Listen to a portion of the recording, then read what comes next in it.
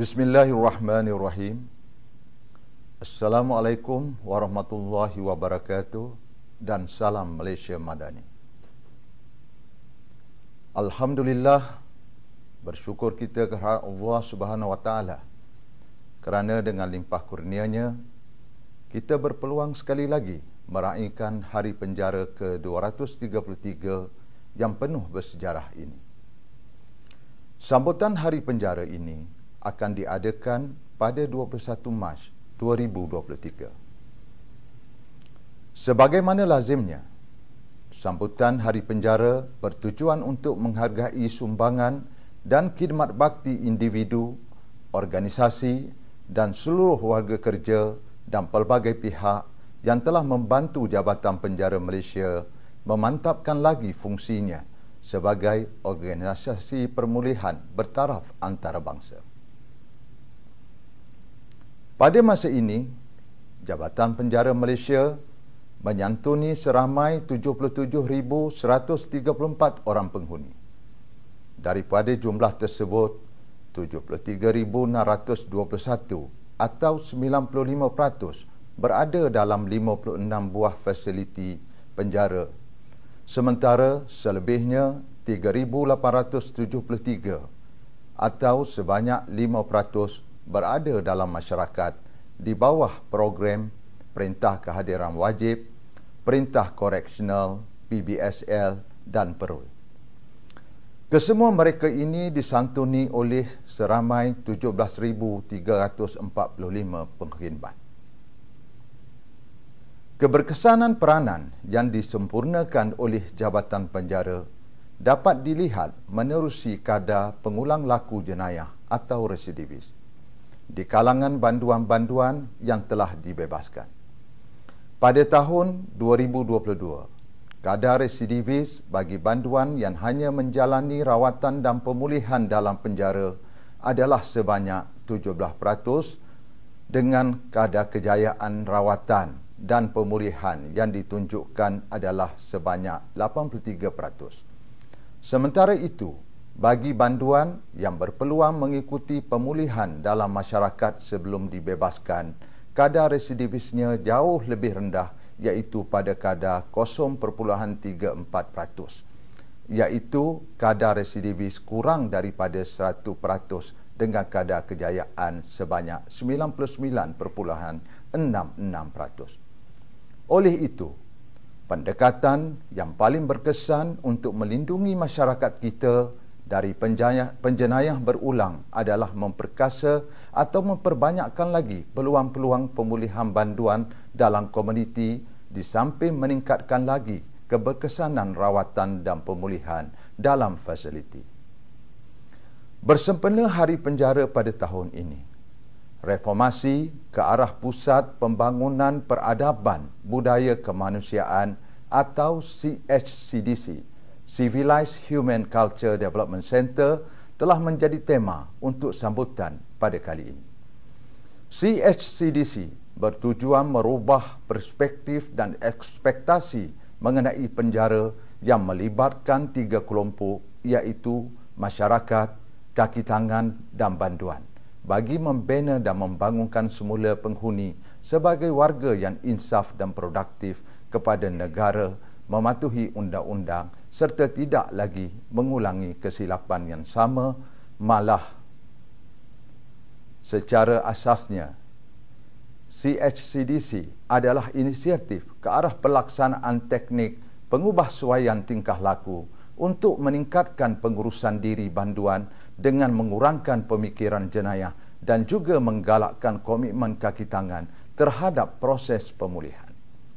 Sebelum ini, program pemulihan untuk banduan dijalankan melalui program khas yang diadakan untuk tujuan tertentu sahaja. Tetapi melalui pengenalan CHCDC, proses pemulihan untuk banduan dijalankan secara menyeluruh tanpa mengikut masa dan tempat yang spesifik menerusi pengamalan dan penghayatan budaya madani. Melalui inisiatif ini, Jabatan Penjara menggalakkan semua kaki tangan untuk melibatkan diri dalam proses pemulihan jika berbanding dengan dahulu di mana proses pemulihan dijalankan oleh pegawai pemulihan sahaja. Namun, dalam inisiatif ini, semua kaki tangan akan mengambil bahagian dalam proses pemulihan, sama ada kaki tangan yang bekerja di pintu masuk, pegawai keselamatan, pegawai agama, serta semua pegawai yang bekerja di penjara. Pewujudan CHCDC ini bukanlah bermaksud mewujudkan penjara baru. Sebaliknya, ia adalah penambahbaikan persekitaran pemulihan penjara sedia ada kepada suatu persekitaran pemulihan yang lebih manusiawi bertepatan dengan apa yang digariskan dalam konsep Malaysia Madani pada ketika ini. CHCDC ini tidak akan dapat dilaksanakan tanpa bantuan daripada perkongsian strategik bersama United Nations Office on Drugs and Crime atau UNODC, United Nations Asia and Far East Institute for the Prevention, Crime and the Treatment of Offender atau UNAFE, British High Commissioner, Embassy of Japan, His Majesty Prison and Probation Services United Kingdom, International Committee of Red Cross atau ICRC dan Universiti Kebangsaan Malaysia. Melalui program CHCDC ini, seramai 13 orang master trainer telah dilatih dan seramai 69 pegawai dan anggota berlainan pangkat dan institusi telah dilatih oleh barisan master trainer ini. Tugas sebagai pegawai penjara adalah penting dan mulia kerana kita bukan sahaja melaksanakan hukuman, bahkan kita juga mengasuh, mendidik, membimbing dan membantu penghuni agar kembali ke pangkal jalan sebelum dikembalikan kepada masyarakat dan diterima semula oleh masyarakat sebagai sebahagian anggota masyarakat yang saling menyantuni antara satu sama lain. Apa yang kita sasarkan daripada inisiatif ini ialah akan meningkatkan persekitaran penjara di mana kaki tangan penjara akan berfikir dengan lebih kreatif tentang bagaimana untuk menjadikan pengalaman banduan di penjara lebih ke arah pemulihan. Kita perlu ingat bahawa banduan datang ke penjara dengan minda jenayah mereka dan sudah tiba masanya untuk kita campur tangan sama ada untuk membawa mereka kembali atau membiarkan mereka berada dengan pemikiran dan kepercayaan mereka sebagai penjenayah. Menerusi inisiatif ini juga akan mengeratkan hubungan kaki tangan banduan dan menyatu padukan semua kaki tangan yang terlibat dalam proses pemulihan. Pegawai keselamatan akan mempunyai peluang untuk berhubung dengan banduan dan mempunyai prinsip campur tangan pada setiap masa dan sekali lagi ia akan memberikan persekitaran yang positif kepada proses pemulihan. Perkara ini sangat ditekankan dalam pemulihan dan juga keselamatan dinamik. Bagi banduan pula, inisiatif ini akan membolehkan mereka mempunyai dimensi baru proses pemulihan daripada pemikiran yang berpusatkan kepada diri sendiri atau self-centered of thinking kepada pemikiran berpusatkan kepada orang lain atau people-centered of thinking.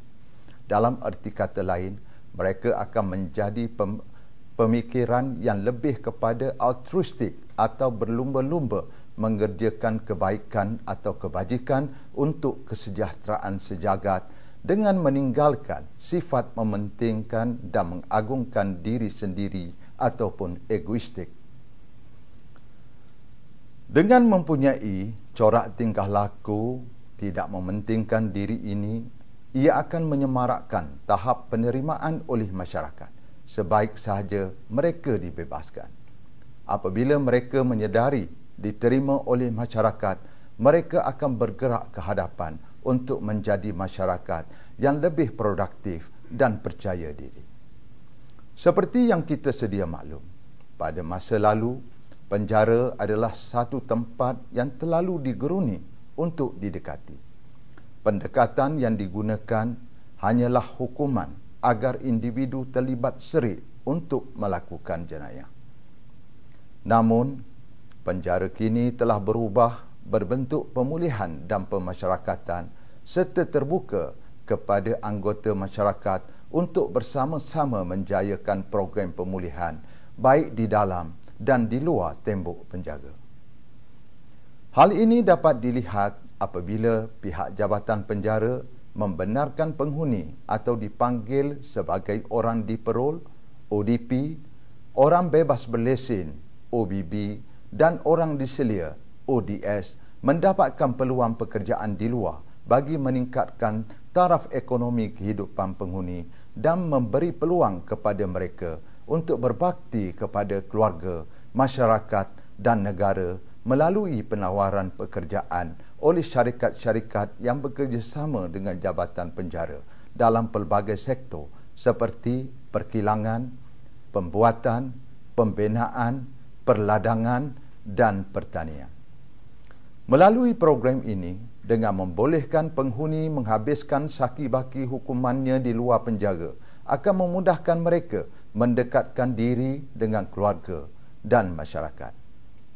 Saya percaya, jika usaha ini dapat disepadukan oleh pelbagai pihak, hasrat kami untuk mencapai 2/3 banduan menjalani pemulihan dalam komuniti dapat dicapai lebih awal dari sasaran, iaitu pada tahun 2030.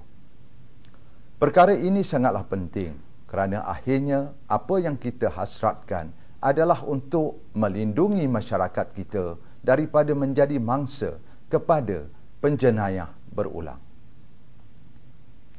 Jika dilihat, setiap penghuni dibekalkan dengan pelbagai ilmu kemahiran semasa berada dalam penjara.